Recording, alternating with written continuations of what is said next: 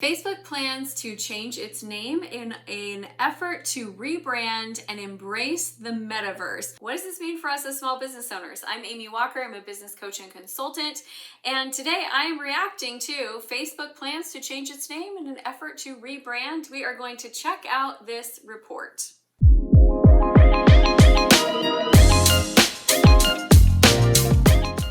All right, let's check it out. Facebook getting a facelift? Well, it might be getting a new name, and as soon as next week, possibly, at least according to some reports. And we want to bring in Yahoo Finance's Dan Howley to break this down for us.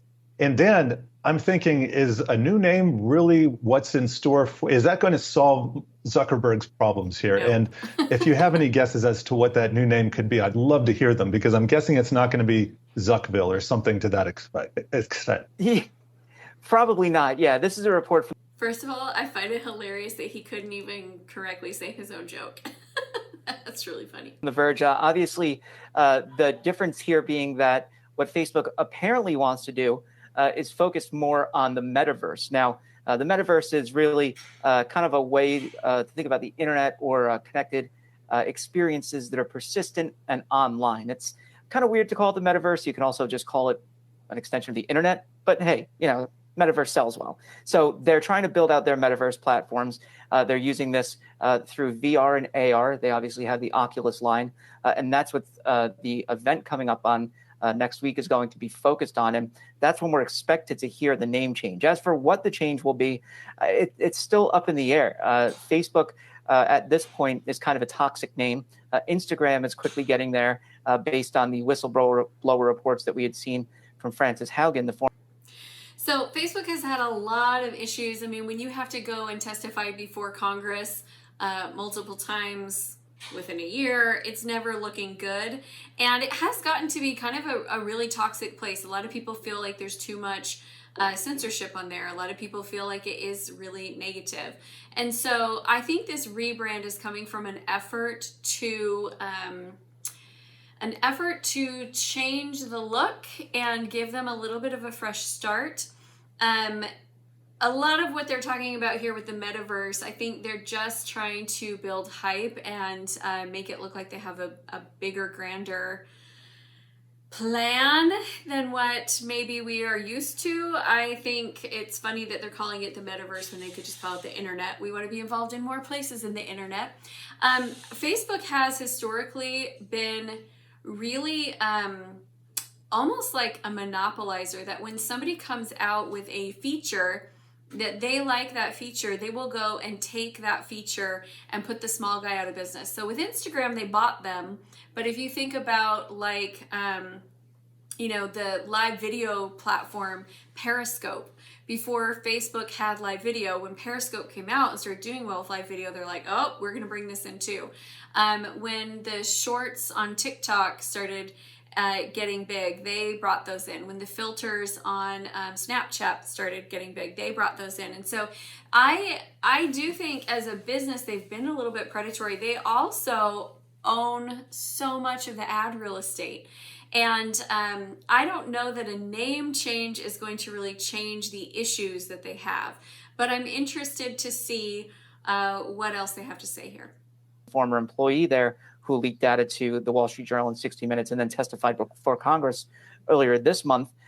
She's also expected to testify before the UK Parliament later this month. And, I think for Facebook, this is about two things. One, it's about, yes, working on the metaverse, but more importantly, it's about getting the corporate name to change away from Facebook so it doesn't have that overhang. But we've seen this before in other companies. Google, not necessarily trying to get away from the name Google, but trying to ensure that it's just not known for the search engine, went with Alphabet. So this way it's Waymo properties and things along those lines were getting their due. But you still call Alphabet Google. There's no point in time where I would be like, oh yeah, Google or Alphabet makes Waymo. No, Google makes Waymo because that's what we've known it for. Snap tried to change its name from Snapchat to Snap. And that was because they wanted to be known as a camera company because of the spectacles. Well, I don't see a whole hell of a lot of people using spectacles, and we still call it Snapchat because that's what the app is. So this is really kind of a strange move for them. I think we're all going to still refer to it as Facebook unless it's some wild out there name. and it's still going to have the same baggage regardless. It's kind of like when Prince tried to rebrand, and we all still just called him Prince because nobody could pronounce the symbol.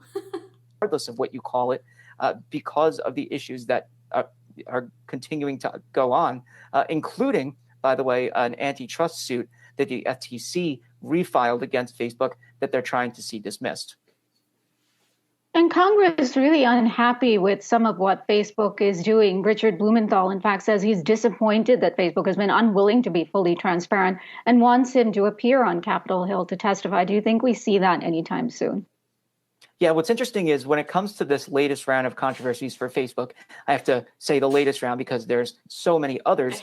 But what's going on with the latest round is that Zuckerberg has not been really present for any of it. This is part of Facebook's new strategy, as the New York Times had reported, of being more aggressive, not apologizing as much, and keeping Zuckerberg out of the spotlight when it comes to these controversies and putting lieutenants out front and center. And that's really what we've seen. Facebook is using that playbook to a T this time around. So if we do see him before Congress, it would be interesting to see how he responds.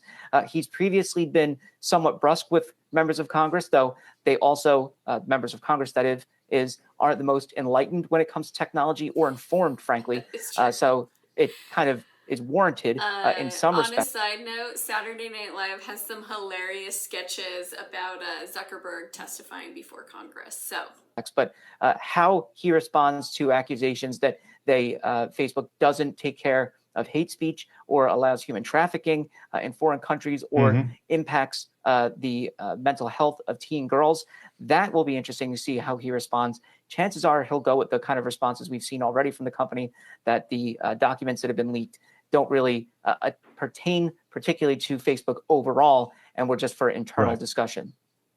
Always love to see Zuck in the hot seat. Thank you for that, Yahoo Finance's Dan Howley. So here's the deal. How is Facebook's rebrand going to affect us as small business owners?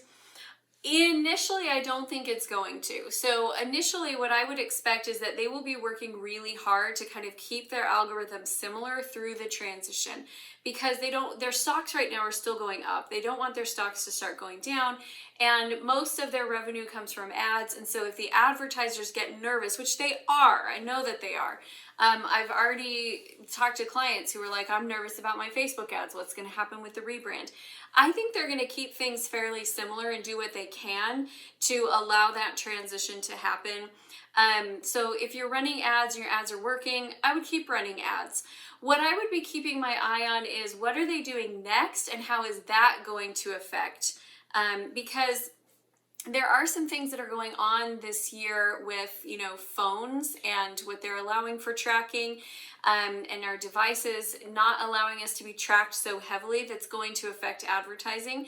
And so what I'm wondering is what they have in the works to counterbalance that, because it's so interesting. Every time one of the platforms puts something in place to protect us as consumers, the advertisers figure out kind of like, okay, well, then how do we get around that? So that's what I would be watching, is what they come up with next, because wherever they move to next, that's where I think the advertising, you want to have your eye on it. You want to know what's up and what's coming. I don't think this current rebrand is going to help their problems, and I don't necessarily think it's going to hurt us as business owners.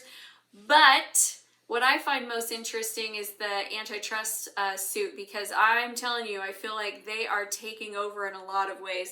Pretty soon, the whole world will be run by Amazon, Facebook, Google, and Walmart. And that is a crazy thought. But these companies have all done extremely well as all the small things have consolidated into one big one. So it'll be interesting to see what happens there. But as for now, I wouldn't be turning off your ads. I wouldn't be worrying too much about that. I would just keep your eye on what comes next. If this has been helpful and you want more content like this, check out our Business Coach Reacts playlist. And if you're new to the channel, subscribe and hit the bell notification so you can get notified when we release new content. Thanks so much for being here.